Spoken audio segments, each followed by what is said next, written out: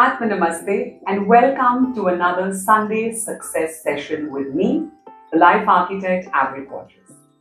And if you missed the last video, then please watch the video right here because it's very important for you to understand what is energy, what is prana, what is Kundalini Shakti, and how it impacts every single area of your life. And once you've watched that video, it's only an 8-minute video excluding the intro and the outro. And once you finish that, then you can come and watch this because this will make more sense to you. Now, before I go any further, let me just tell you what the topic of today's video is, and I encourage you to stay till the end because I'm going to be giving you an understanding of how energy therapy, whether it's EFT, whether it's pranic healing, whether it's chakra healing, whether it's somatic healing, whether it's Kundalini body work, all of which I practice, whether it's Reiki, which I don't practice, but all of these are different forms of energy therapy. And energy therapy is almost miraculous. Being a pranic healer for more than 22 years, being a somatic therapist for more than 3 years, having done Kundalini body work, having practiced EFT for more than 18 years, I can honestly tell you that it has not only helped me with my own mental, physical and emotional hurdles, disturbances, but it's helped more than 3,000 to 4,000 people who I've helped one-on-one. So I must encourage you to pursue this and to discover the magic of energy therapy. Okay? But on this channel, I would first like to say that if you're new to this channel, on this channel, we talk about all the tools you need to get a blueprint of your life. And then you can use these tools to take that blueprint and build your life into a reality. Just like an architect has a blueprint, without a blueprint, he can't do anything in terms of building a building. The same way, we need to consciously create our lives because we've been conditioned since birth. As soon as a child is born, ironically, the child loses its independence. You know, it was trapped in this dark space called a womb. It was nurtured. And as soon as it's born, it's actually a captive. It's a captive to other people's conditioning, other people's ideologies, other people's values, belief systems, and the rest of it. It's very ironic that when a child should be born into a world of freedom, it's born into a world of bondage. And so I want to help you to undo that damage that was not your fault, that you were a victim of, just like me. And to help you to build that life because I've built that life for myself. Through my own mistakes, through my own learnings, through my gurus, my mentors and my certifications that I now use to equip people to live the life that they were meant to live. Conscious creation. So let's dive into the world of energy therapy. If you've seen the video that I did last week, you'll understand that we are energy beings. And everything we do, we say, we think, we interact, we behave as, is all driven by energy. Language has an energy, emotions have an energy, thoughts have an energy, behavior has an energy. So basically everything is energy. Money is energy, okay? So everything is energy. So when we talk about energy therapy, say for instance, we talk about pranic healing.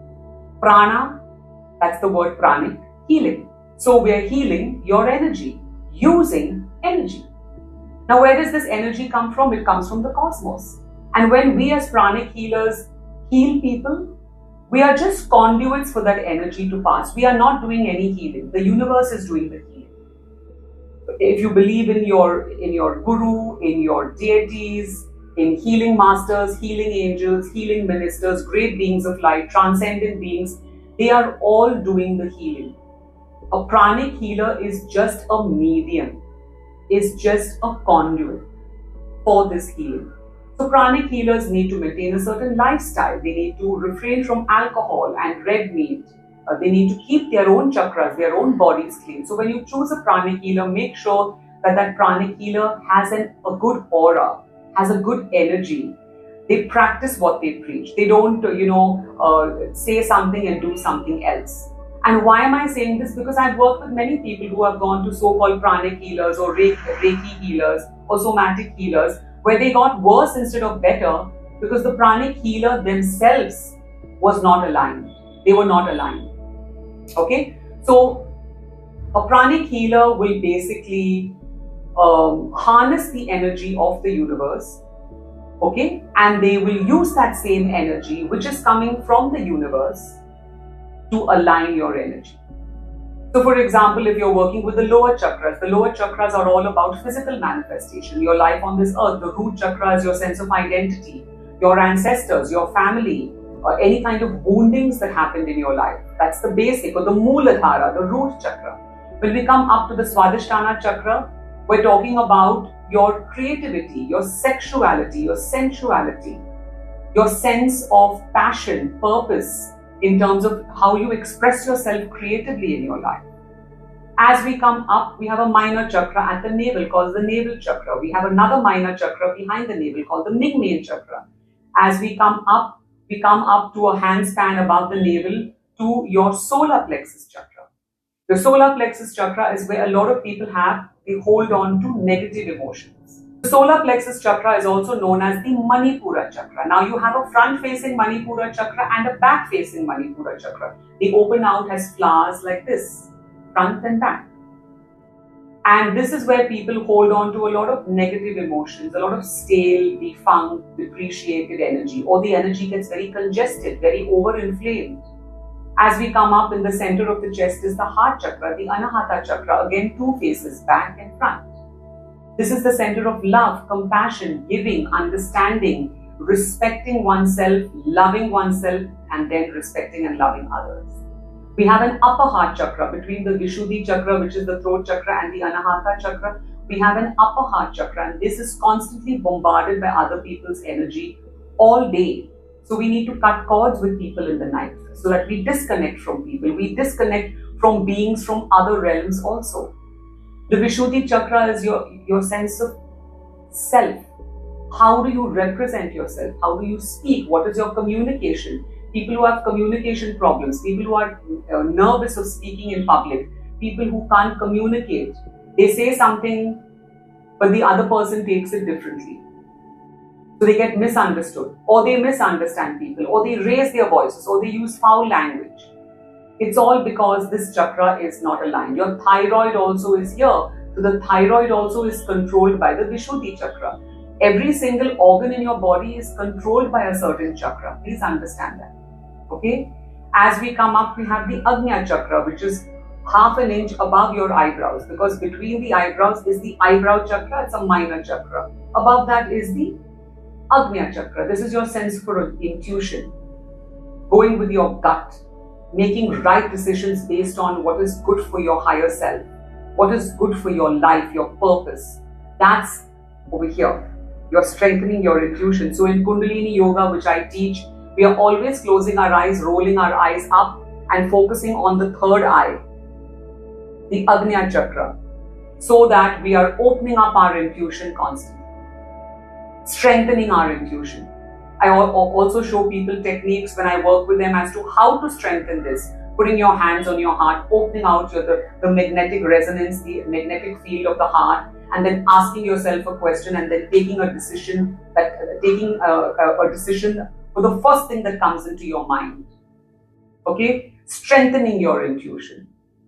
And then we have the Sahasrara chakra. The Sahasrara chakra is basically for enlightenment. It also connects you to the heavenly star.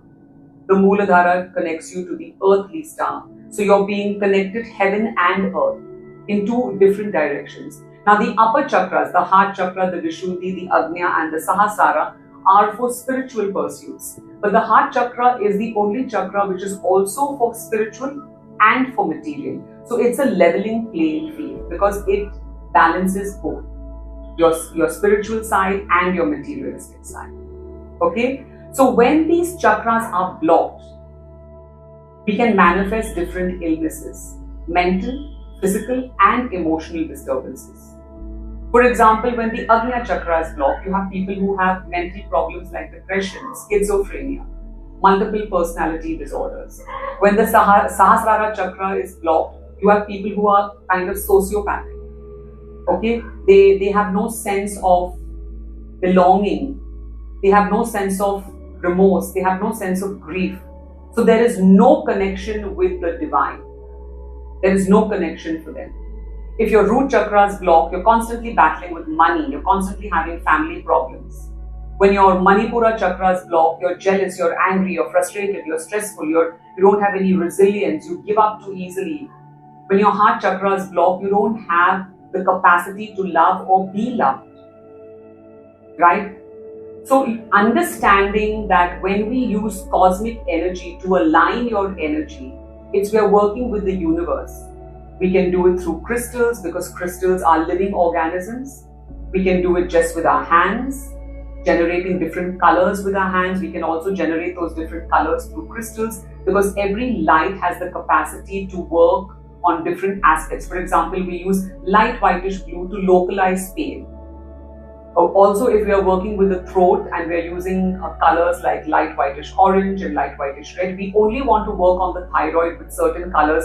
So what we do is we localize that part of the body. For instance, thyroid. For instance, the heart. We will localize it with a color like light whitish blue so that the energy, the next color energy that we're using will only impact that organ or that specific part. There are certain colors that we can't use in the upper chakras.